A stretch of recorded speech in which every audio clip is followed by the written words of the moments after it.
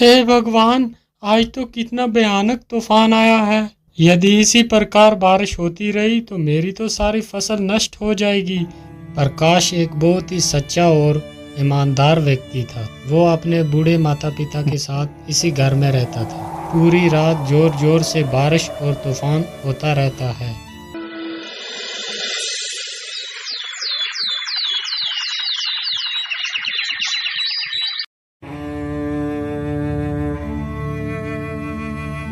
पिताजी, मैं खेतों की तरफ जा रहा हूँ। अभी जल्दी ही लौट कर वापस आ जाऊंगा।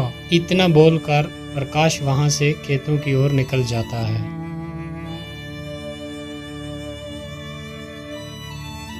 प्रकाश चलते चलते फिर अपने खेतों के पास पहुंच ही जाता है और वो क्या देखता है कि उसकी अपनी सारी फसल जो थी वो नष्ट हो चुकी है। हे भगवान, ये क्या हो गया? अब मैं क्या करूंगा? मेरी तो सारी फसल नष्ट हो चुकी है। अनाज कहाँ से लाऊंगा और अपने बूढ़े माता पिता को क्या खिलाऊंगा? बेचारा प्रकाश वहाँ पेड़ के नीचे बैठकर बहुत देर तक रोता रहता है। हे भगवान, मेरे परिवार का सहारा बस ये खेत ही था। आज वो भी नष्ट हो गया। अब मैं क्या करूंगा? अब तो यहाँ रहकर मैं अपने माता पिता का पेट नहीं भर पाऊंगा। मैं ऐसा करता हूँ, अपने बूढ़े माता पिता को साथ लेकर कहीं दूसरे गांव में चला जाता हूँ। इतना कहकर प्रकाश वहां से अपने घर की तरफ चल देता है।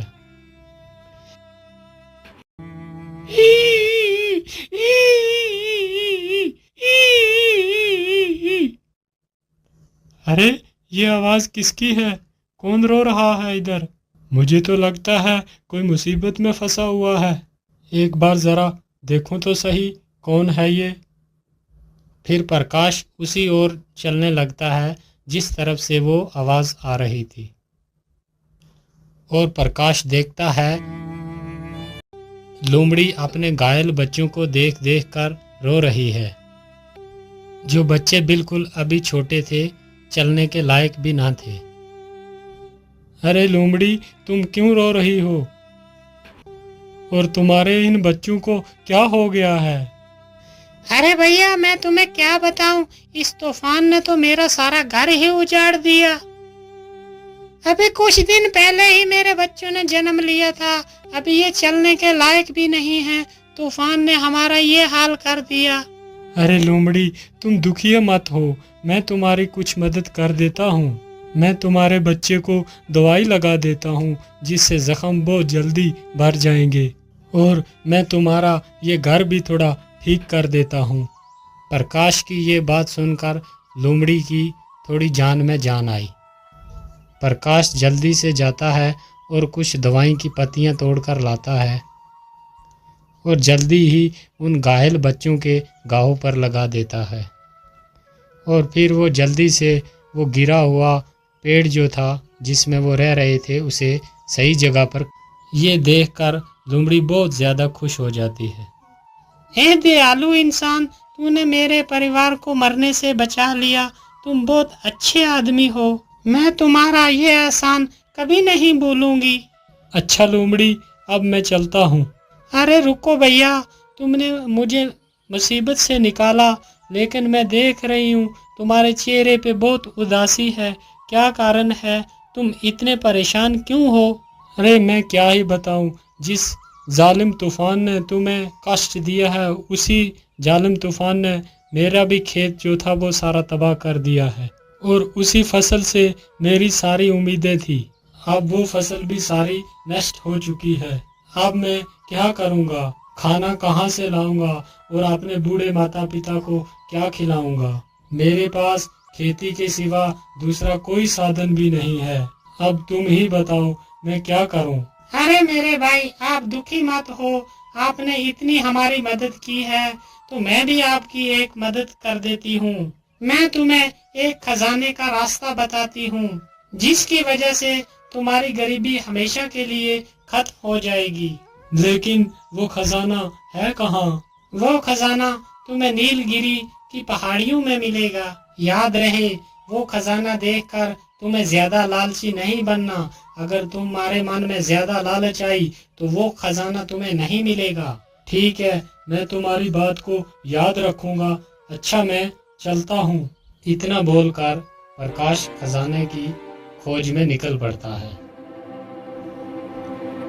प्रकाश चलते चलते बहुत ज्यादा थक गया था और उसे भूख भी बहुत लगी हुई थी। अरे, मैं तो चलते चलते बहुत ज्यादा थक गया हूँ और मुझे भूख भी बहुत लगी है। यहाँ तो आसपास कुछ भी नजर नहीं आता। मैं ऐसा करता हूँ कि कुछ आसपास ही खाने को ढूंढता हूँ, शायद कुछ खाने के लिए मिल जाए। इतना सोचकर प्रकाश खाना ढूंढने लगता है। काफी देर इधर उधर भटकने के बाद उसे एक आम का पेड़ दिखाई देता है जिसमें बहुत सारे आम लगे हुए थे। अरे, इस पेड़ में तो कितने सारे आम लगे हुए हैं। मैं जल्दी से कुछ आम तोड़ लेता हूँ। और प्रकाश जैसे ही उस आम की तरफ अपना हाथ बढ़ाता है तो पेड़ के सारे आम गायब हो जाते हैं। ये देखकर प्रकाश बहुत ही हैरान हो जाता है। अरे, ये क्या हुआ? अचानक से वो सारे आम कहाँ गायब हो गए? बेटा, तुम इस पेड़ के आम ऐसे नहीं खा पाओगे। अरे, ये किसकी आवाज है? कौन है? और आसपास तो मुझे कोई भी नहीं दिखाई देता, फिर ये आवाज कहाँ से आ रही है? बेटा, मैं तो तुम्हारे सामने ही खड़ा हूँ। मैं एक पेड़ हूँ, लेकिन क्यों पेड़? मैं तुम्हारे फल क्यों नहीं खा सकता? बेटा, इंसानों ने हमें बहुत सारे कष्ट दिए हैं। हमने इंसानों के लिए क्या कुछ नहीं किया। उन्हें अपने स्वादिष्ट फल खिलाए और हम खुद धूप और बारिश में तकलीफ उठाते रहे। लेकिन तुम इंसानों को अपनी छाया में बिठाया, लेकिन बदले में तुम इंसानों ने हमारे लिए क्या किया? तुमने बारी बारी सारे पेड़ काट दिए हैं, जिसकी वजह से आज इतनी कड़कती धूप पड़ रही है। इसका कारण सिर्फ तुम ही हो। और इस गर्मी की वजह से हमें भी पर्याप्त पानी नहीं मिल रहा। इसकी वजह से हमारी तने भी सूख रहे हैं आहिस्ता आहिस्ता। अगर ऐसा ही चलता रहा तो जल्दी ही पृथ्वी का विनाश हो जाएगा।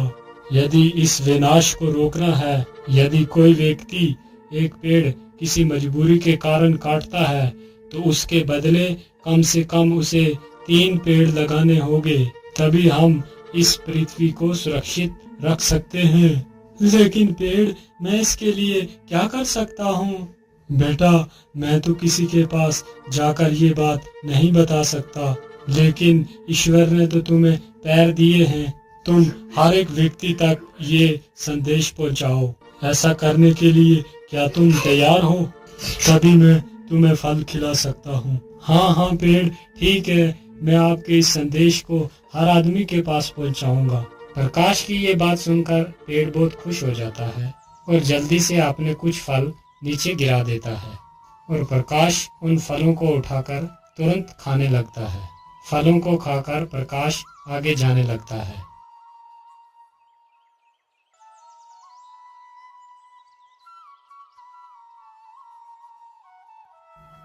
अरे बाप रे बाप, इतनी जोर की धूप पड़ रही है और इस धूप में चलना तो बहुत मुश्किल हो रहा है और मुझे बहुत सारी प्यास भी लगी है, लेकिन नदी तो पास में ही है। चलो थोड़ा सा पानी ही पी लेता हूँ। पानी पीकर जैसे तो सारी थकान दूर हो जाती है। अरे, पानी के भीतर ये क्या है जो इतना चमक रहा है? और प्रकाश अपना हाथ उस पानी में डालता है और जल्दी ही उस चमकते सिक्के को बाहर निकाल। अरे, ये तो सोना है, लेकिन इस नदी के भीतर ये सोना आया कहाँ से? वो नदी उसी नीलगिरी पहाड़ी से होकर गुजरती थी, जिसकी वजह से कभी कभी सोना उस नदी में बहकर आ जाता था।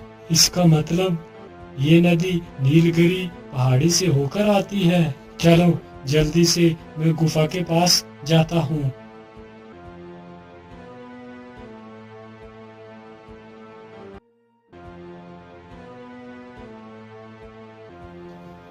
प्रकाश चलते चलते जल्दी ही नीलगिरी पहाड़ी के पास पहुंच जाता है। मैं इस गुफा के बीच तो आ गया, लेकिन खजाने का कुछ पता ही नहीं है कहाँ पर होगा। अरे ये क्या, एक पत्थर के नीचे से इतना सारा पानी कैसे आ रहा है? कहीं इस पत्थर के पीछे ही वो खजाना तो नहीं छुपा हुआ है। चलो इस पत्थर को ही हटा कर देखता हूँ। प्रकाश जैसे इस पत्थर को हाथ लगाता है, वो पत्थर अपने आप दूर खिसक जाता है। अरे ये क्या, ये पत्थर मेरे छूते ही इतना दूर कैसे हो गया?